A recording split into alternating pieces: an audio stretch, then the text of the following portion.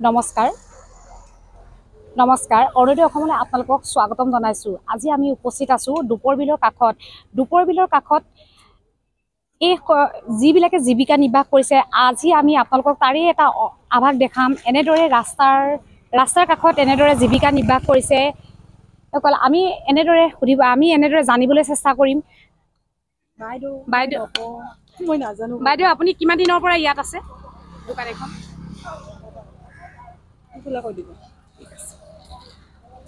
দাদা আপোনাৰ দোকানখন কিমান দিনৰ পৰা আছে? 6 বছৰ। 6 বছৰৰ পৰা। 6 বছৰৰ পৰা আপুনি এনেদৰে আগতে ইমান মানুহ নাছিল, মানুহ বাঢ়িছে আৰু বেছি। আগতে অকল লাভে বিকিছিলো।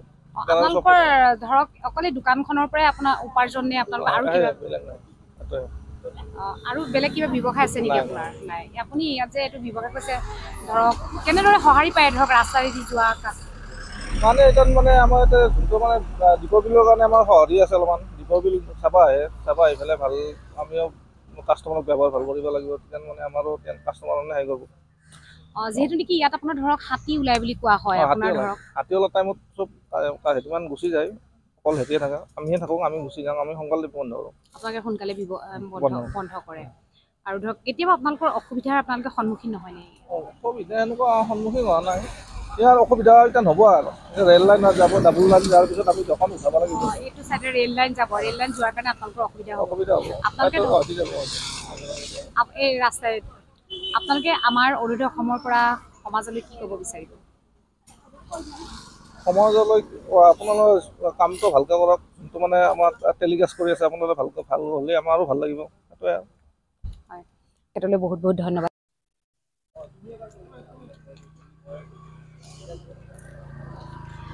পাইছে আপোনালোকৰ দুপৰ বিলৰ কাষত এনেদৰে ধৰক খিলঞ্জীয়াবিলাকে এখন নিজৰ জীৱিকা নিৰ্বাহ কৰি আছে। তেখেতসকলে এয়া আপোনালোকে দেখিবলৈ পাইছে দুপৰ বিলৰ কাষত তেওঁলোকে এনেদৰে জীৱিকা নিৰ্বাহ কৰিছে। যিটো এই ৰাস্তাতে এয়া দেখিছে আপোনালোকৰ কাষ্টমাৰবিলাকে গ্ৰাহক হয়। এইবিলাক গ্ৰাহকসকলে তেওঁলোকে এনেদৰে হেৰি কৰিছে। ইয়াত আপোনালোকে দুপৰ বিলৰ কাষত সকলো ধৰণৰ পাব। মানে শাক পাচলিৰ পৰা আদি কৰি আপোনালোকে খোৱাৰ পৰা সকলো ধৰণৰে ইয়াত সামগ্ৰীখিনি পাব। ধৰক এফালে আছে আপোনাৰ বজাৰ কেঁচা শাক পাচলি পাব। যিবিলাকে ধৰক দাঁতি কাষৰীয়াসকলে অঞ্চলত যিবিলাকে খেতি কৰিছে, ইয়াত সেই খেতি কৰাবিলাকে ধৰক আহি ইয়াত বিক্ৰী কৰেহি। আৰু এইটোও আপোনালোকক জনাইছোঁ যে ইয়াত খুব 4টামান বজালৈকেহে খোলা থাকে। এই দাঁতি কাষৰীয়া কাষতে যিহেতু নেকি ইয়াৰ পৰা আপোনালোকে হাতী ওলাই বুলি কৈছে। এই হাতীয়ে হয়তো বহুত অনিষ্ট কৰে। সেইকাৰণে খুব সোনকালে ইয়াৰ পৰা তেওঁলোকে দোকান বন্ধ কৰি যাব লগা হয়। দেখিবলৈ পাইছে দুপৰ বিলৰ কাষত ঠিক এনেদৰে ধৰক ঘৰত সকলো সামগ্ৰী এইবিলাক সকলো শাক পাচলি ঘৰতে খেতি কৰা আপোনালোকে দেখিবলৈ পাইছে। ধৰক ৰঙালাওৰ পৰা আদি কৰি কলৰ পৰা সকলোখিনি সামগ্ৰীখিনি তেওঁলোকে আনি ইয়াত এনেদৰে ব্যৱসায় কৰে। আৰু এইখিনি হৈছে দুপৰ বিলৰ কাষত ধৰক আপোনালোকে সকলো ইয়াত ঘৰুৱা সামগ্ৰী পাব। এই ঘৰুৱা সামগ্ৰীখিনি ধৰক এই খুৰাৰ পৰা জানিব বিচাৰিম, আপোনাৰ দোকানখন কিমান দিনৰ পৰা আছে ইয়াত? 6-7 বছৰ আগৰ পৰা। 6-7 বছৰৰ পৰা আগৰ পৰা আছে। ইয়াত আমি শুনিছোঁ হাতীয়ে আমনি কৰে। কৰে। কিমান দেৰিলৈকে থাকে আপোনালোকে ইয়াত? ইয়াত গধূলা 6টাৰ বাজে। আপোনালোকে এই দোকানখন দি কিনি যি ঘৰৰ পোহপালটো হয়নে? চলবা লাগিব আৰু কি কৰিম, দিয়ে চলো। আপুনি কিমান দেৰিৰ পৰা কিমান দেৰিলৈকে থাকে ইয়াত? ইয়াত গধূলা 3টা বজাৰ পৰা আমি 6-7টালৈকে থাকোঁ। ইয়াত মানে আপোনালোকে কেতিয়াবা কিছুমান পৰিস্থিতিৰ সন্মুখীন হয়নে? একো হোৱা নাই। হয় নাই? আপোনালোকৰ বিক্ৰী বাৰ্তা কেনেকুৱা হৈ থাকে? ঘৰৰ বস্তু চব ঘৰৰ বস্তু, ঘৰত খেতি কৰে। বিক্ৰীখিনি হ'ব। এইখিনি আপুনি যেতিয়ালৈকে ইয়াৰ পৰা গুচি যায় তেতিয়ালৈকে আপোনাৰ সকলোখিনি বিক্ৰী হয়? হয়। 600-700। কিমান ডেইলি আপোনাৰ কিমানকে বিক্ৰী হয়? 500-600 হয় আৰু। হয়। এইখিনি দিয়ে চলিব লাগে। আপোনাৰ ঘৰত কোন কোন আছে? আছে, মোৰ ফেমিলি আছে, ল'ৰা 2টা। আমি 4জন। 4জন। ল'ৰাকেইজনে কি পঢ়ি আছে? পঢ়ি আছে। এটা BA পাছ কৰিলে, এটা 2 বছৰীয়া। BA 2 number. হয়, ঠিক আছে। এনেদৰে দেখিলে এখন শাক পাচলি বিক্ৰী কৰি তেওঁৰ সন্তান 2জনকো পঢ়াই আছে। এই শাক পাচলি ব্যৱসায় কৰি তেওঁ সন্তান 2জনক পঢ়ুৱাই আছে। BA পঢ়াই আছো বুলি ক'লে। ঠিক আছে খুৰা, আপোনাক বহুত বহুত ধন্যবাদ। আপুনি সদায় এনেদৰে হাঁহি থাকক। এয়া আপোনালোকে দেখিবলৈ পালে তেওঁ শাক পাচলি ব্যৱসায় কৰি কিনি 2জন ল'ৰা পঢ়াই আছে, BA পঢ়ি আছে বুলি কৈছে। আৰু এগৰাকী আমি বাইদেউক লগ পাইছোঁ। এই বাইদেউগৰাকীৰ লগত আমি কথা পাতিম। বাইদেউ নমস্কাৰ। আপুনি কিমান দিন হ'ল ইয়াত? মোৰ বেছি দিন হোৱা নাই, 1 বছৰ। এবছৰ হৈছে। আপোনাৰ ঘৰত কোন কোন আছে? ঘৰত মোৰ মালিকজন আছে আৰু 2জনী ছোৱালী, ল'ৰা এটা। এই শাক পাচলি ব্যৱসায় কৰি আপোনাৰ ঘৰখন চলিবলৈ হয়নে? চলে আৰু চলাওঁ আৰু সেনেকাই, অলপ কষ্ট হয়। কেতিয়াবা অসুবিধাৰ সন্মুখীন নহয়নে? হয় আৰু অসুবিধাও হয়, কেতিয়াবা সুবিধাও হয়। আৰু ইয়াত যিহেতু নেকি হাতী ওলায়, আপোনালোকে হাতী ওলালে আপোনালোকে কি কেতিয়াবা তেনেকুৱা সন্মুখীন হৈছে নেকি? ধৰক আপোনালোকৰ বজাৰখন চলি আছে, হাতী আহিছে। আহে হাতী, গোটাই শাক পাচলি কেতিয়াবা গুচকি যায়। আপোনালোকৰ অনিষ্টও কৰে মানে? অনিষ্ট হয়, হয় আৰু আহি যায় ইমান ডাঙৰ হাতী আৰু খেদিবতো নৰা। তেতিয়া আপোনালোকে দৌৰিব লগা হয়? দৌৰিব লগা হয়। ঘৰৰ ল'ৰা ছোৱালী কেইজন? 3জন। কিমান ডাঙৰ ডাঙৰ কি পঢ়ি আছে? ছোৱালী এতিয়া মেট্ৰিক দিব, ডাঙৰজনী। আপোনালোকৰ ব্যৱসায় অকল এইটোৱে নে আৰু কিবা আছে ব্যৱসায় কৰে? ব্যৱসায় এয়ে, একো নাই আৰু। এয়া এগৰাকী বাইদেউ, যিহেতু নেকি শাক পাচলি ব্যৱসায় কৰিয়ে তেওঁৰ সন্তানকেইটাকো পঢ়াই আছে। আপোনালোকে দেখিবলৈ পাইছে এয়া এগৰাকী বাইদেউ হয়। বাইদেউগৰাকীয়ে শাক পাচলি ঘৰত যি শাক পাচলি লগাইছে ইয়াত আপোনালোকে বিক্ৰী বাৰ্তা কৰিয়ে তেওঁৰ সন্তানকেইটাকো পঢ়াই আছে। হয়, এটা কথাই জানিবলৈ পাই বহুত দুখ লাগিলে যে তেওঁলোকে হাতী আহি বহুত দিগদাৰ কৰে বুলি কৈছে। হাতী আহি কেতিয়াবা হয়তো বজাৰখন এনেদৰে এৰি থৈও তেওঁলোকৰ নিজৰ যিখিনি উপাৰ্জন কৰিবলৈ আনে, সেই উপাৰ্জনৰ সামগ্ৰীখিনিও ইয়াতে এৰি থৈ যাব লগা হয়। সেইটোৱে বহুত দুখৰ বিষয়। হয়তো হাতী আহে কেতিয়াবা, হয়নে? হাতী আহে। যেতিয়া হাতী আহে আপোনালোকৰতো অনিষ্ট কৰি গুচি যায়। আপোনালোকে বন বিভাগক কিবা ক'ব বিচাৰিব নেকি? বন বিভাগক আৰু কি ক'ম, আমি বন বিভাগে আৰু কলিও নহ'লে। আপোনালোকে তেনেকে কৈছেনে বন বিভাগক? কোৱা যায়, ঘৰ চৰ ভাঙি থৈ যায়। আপোনাৰ ঘৰ ওচৰতে নেকি? আগত আছে দীপৰ বিলৰ কাষতে। কি ক'ব বিচাৰিব আপুনি চৰকাৰলৈ বা চৰকাৰক কি ক'ব বিচাৰিব? কি ক'ম আৰু চৰকাৰে কলিও নহ'লে কি কৰিবি। সেই ঘৰ চৰ তামোল চামোল কলগছ চছ ভাঙি থৈ যায়, একো নাই। সিহঁতে ৰেল লাইনটো চেভ কৰে, ৰেল লাইনত হাতী নমৰে যাতে সেইখিনি চেভ কৰে। মানুহৰ ঘৰত গেলি একো নকৰে, খেদিব নাযায় এনেকুৱা। হয়, এটা তেওঁ অভিযোগ কৰিছে যে বন বিভাগক তেওঁলোকে তেখেতসকলৰ যে অভিযোগ অৱগত কৰিছে, কিন্তু এই বন বিভাগে কোনোদিন তেওঁলোকৰ মনৰ কথা শুনা নাই।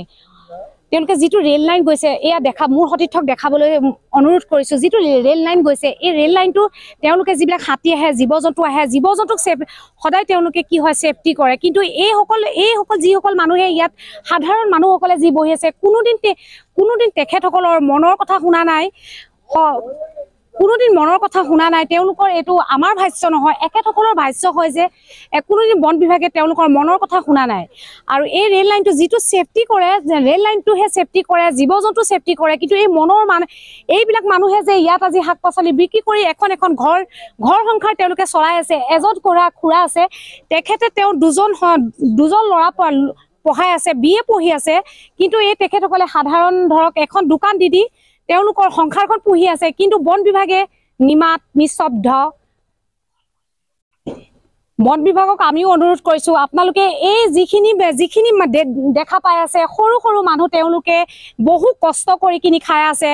আজি বন বিভাগ নিস্তব্ধ, নীৰৱ, নিতাল মাৰি আছে।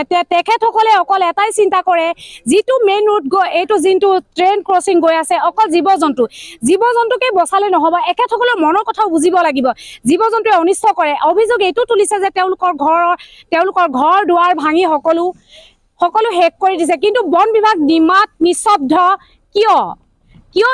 আমিও প্ৰশ্ন কৰিছোঁ, কিয় নিস্তব্ধ বন বিভাগ? এখেতসকলৰ মনৰ কথা কোনে বুজিব? দেখিবলৈ পাইছে যে বন বিভাগে কিমান সুৰক্ষিতভাৱে মানুহ কৰিছে। এয়া দেখিবলৈ পাইছে আপোনালোকে শাৰীকৈ গাড়ীবিলাক ৰখাই থৈছে। এয়া মোৰ সতীৰ্থক দেখাবলৈ অনুৰোধ কৰিছোঁ যে এয়া দেখিছে আপোনালোকৰ ৰেল গেটত ধুনীয়াকৈ কিমান সুন্দৰভাৱে প্ৰত্যক্ষ কৰিছে। কিন্তু যিবিলাক আপোনালোকে দাঁতিৰ কাষত যিবিলাক মানুহ বহি আছে, নিজেই ধৰক উপাৰ্জন কৰি খাই আছে, এখন সৰু বজাৰ লৈ কিনি, তেওঁলোকে সেই বন বিভাগে কোনোদিন কাণসাৰ কৰা নাই। যেতিয়া হাতী আহি ইয়াত উপদ্ৰৱ কৰে, মানুহ নিজৰ বজাৰখন এৰি থৈ নিজৰ যিখিনি সামগ্ৰী আছে বিকিবলৈ অনা সামগ্ৰীবিলাক এৰি থৈ কিনি যাব লগা হয়, অনিষ্ট কৰে। হয়তো সেই বন বিভাগে হয়তো কোনোদিনাখনে এই সৰু সৰু মানুহবিলাকৰ কথা শুনা নাই, কোনোদিন মনৰ কথা শুনিবলৈ চেষ্টাও কৰা নাই।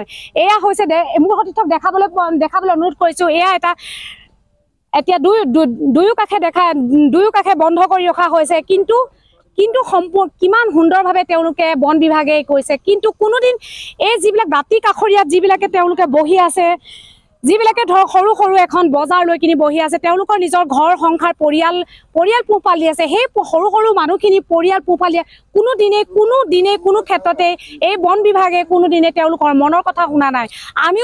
আমিও বন বিভাগক অনুৰোধ কৰিছোঁ, এই যাতে দাঁতি কাষৰীয়া মানুহখিনিকো আপোনালোকে অকণমান সুৰক্ষিত কৰক। আহক আপোনালোকে, আমি মাথো আপোনালোকক অনুৰোধহে কৰিব পাৰোঁ। আৰু কিবা কৰে নি আপোনাৰ? কেতিয়াবা হাজিৰা কৰক, তাৰপিছত দোকানখনত বহে। আৰু আপোনাৰ ঘৰ কোনখিনিত? ঘৰ আমাৰ এইখিনি দেওচোতাল বুলি কয়। দেওচোতালত। হাতী ওলাই? ওলাই। কেতিয়াবা আপুনি দোকানত এনেকে বহি থাকোঁতে হাতীৰ সন্মুখীন হৈছেনে?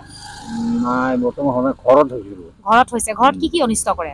আহিলে আৰু নামি আহিলে মানে ঘৰ চৰ টিং চিংবিলাক উঠাই দিয়ে। আপোনালোকে এই যে হাতী ওলাইছে, বন বিভাগত আপোনালোকে জনাইনে?